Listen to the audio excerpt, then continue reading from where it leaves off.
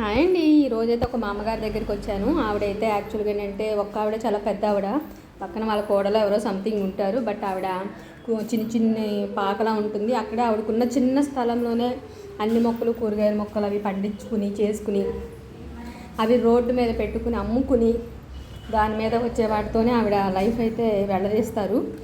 So అందుకని ఆవిడైతే ఒకసారి పలకరిద్దామని అయితే వచ్చాను. సో కాకపోతే ఏంటంటే ఇల్లంతా ఖాళీగా ఉంది, డోర్లు వేసి ఉన్నాయి ఏంటో అని ఆలోచిస్తూ ఉన్నాను. వాళ్ళ కోడలు అయితే నాకు కనిపించింది అనమాట.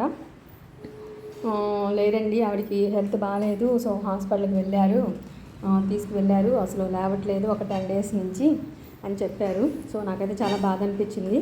సో ఇంకొక రోజు విజిట్ చేద్దాం, ఆవిడని పలకరిద్దామని అయితే అనుకున్నాను. సో ఎట్లానో వచ్చాను కదా అని ఆవిడ మనకి ఆ కూరగాయ మొక్కలు పెట్టుకున్నవి అవన్నీ అయితే పెట్టాను. బెండలు, బీరలు, సొరలు, పచ్చిమిర్చి అన్నీ అయితే పెట్టుకున్నారు. అవి అన్నీ రోడ్డు మీద పెట్టుకుని ఏ రోజు ఆవిడ అమ్ముకుంటారనమాట. Thank you for watching. మా అమ్మగారిని ఇంకోసారి మీకు చూపిస్తాను.